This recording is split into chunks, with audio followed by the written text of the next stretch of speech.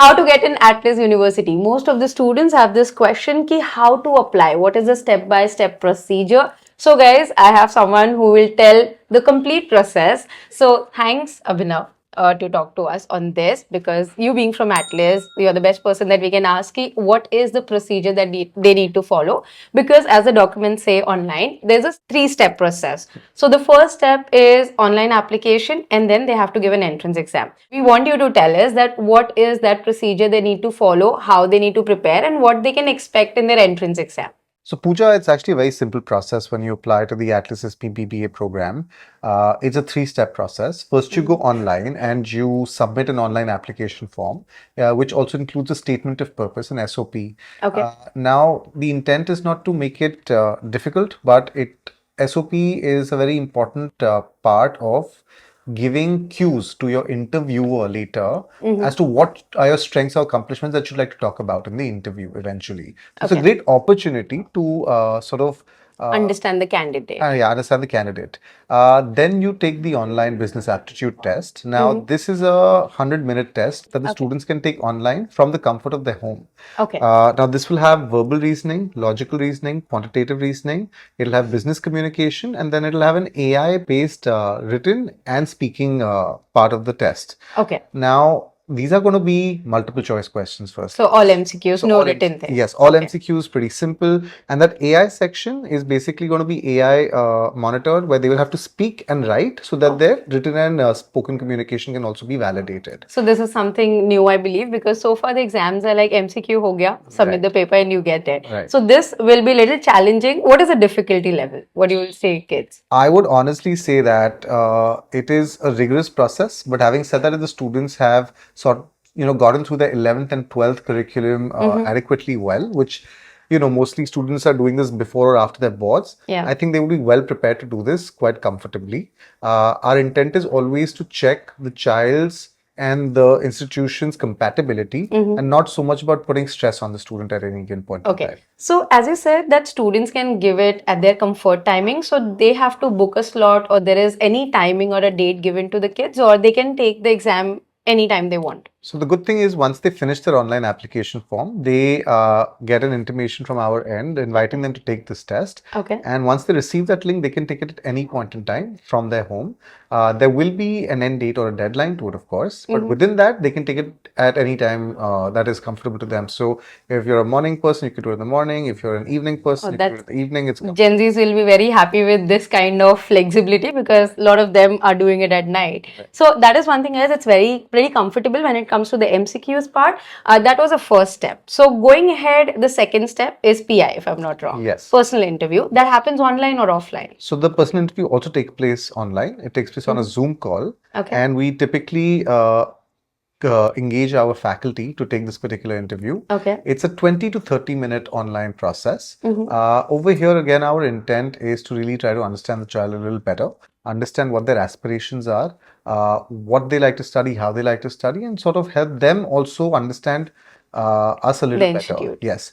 Of course, the idea is also to make sure that, their accomplishments are shared with us, their achievements are shared with us. So really understanding them and seeing a good fit is very important. So if we say how they need to prepare for their PI, is there any particular structure to it, or you can tell them like they need to be just good at their communication skills and conveying the message or the conversation? How is it? So I think the most important thing going into the PI, and I think what a student should do before they come into it, is spend some time reflecting on what they would consider their top strengths, top areas of development, their top accomplishments, their aspirations, what they want to study, why they want to study. So really, because when they sort of go through that reflection process, coming into this, all they have to do is be themselves. Be themselves, honestly, yes. So I hope, guys, you have taken the pointers, what he said, because that's what all your PI will be all about. And the third and the most exciting step, which I think only ATLAS is doing it.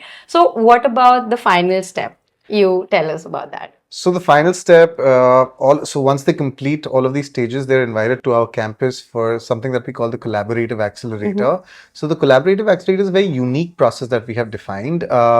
It is not a group discussion. Let's be clear about that firstly. It's not GD, It's so let's not GD. come with that It's not. mindset. Yes, the whole intent is it's a simulation. It's a business case study simulation where when the students, the candidates, they come in, they are put into groups. Okay. And they are given a real-time business case study that they have to work on, and together they have to come up to the solution to the problem statement provided to them. Okay. Now, what we're really doing here is firstly, we take inspiration from real business case scenarios. So it's very relevant and it's very real for them. Secondly, what we're doing here is also trying to focus on skills of the student, right? So we now look at students as problem solvers, as critical thinkers, as analytical thinkers, as creative thinkers. So this whole model has been designed in a way to be able to assess them on their collaborative capability as well, and how well they work with their peers is a very important thing. It's a great opportunity for them also to sort of see the kind of students they will be working with real time. So that's how the collaborative has been designed. So I think that will be really unique thing, guys, for you to experience coming here and learn a lot. I would say in GD, it's like, okay, you need to prove a point. Here, you don't have to, in a way. Yeah, because I think over here, when we created this assessment methodology, a very important thing came from our constant commitment to making learning an enjoyable process. So is the collaborative going to be a rigorous process? Yes, it is going to be. But is it hopefully going to be enjoyable at the same time? Yes, because learning should be fun. True. And so that is why the way we have done it is at the end of the hour, irrespective of the outcome, we're hoping they also have learned something in the process during that time. True. So do they need to prepare or read something? Would you recommend studying or, just throwing some case study ideas that they should refer to? So I'll give you an example. Starting problem statement could be about, say, Starbucks wants to come up with a new product in the market in India, for example, but they don't know what, and they have approached you. And you are like a consulting firm, which will now help them decide what is the kind of product or what's the kind of pricing we need to have to launch this in the Indian market. And so then they will be given a lot of information. We would be assuming, say, a child may not enjoy Starbucks, may not like coffee, may not know what is coffee. And that's perfectly okay, because we'll give them sufficient data and information to go through to build their own opinion. And then from there on, basically their ability to use that information to make their decisions, to make choices, to make those choices along with the group, and to actually start identifying solutions to the problems that will come along their way during the hour. That is how it has been designed, basically. Oh, that's beautiful. So, if you guys don't know some information, it's fine. You will get all the information. It's just that, as he said, they are checking for a lot of critical thinking, presence of mind, and all the capabilities that you can put in together.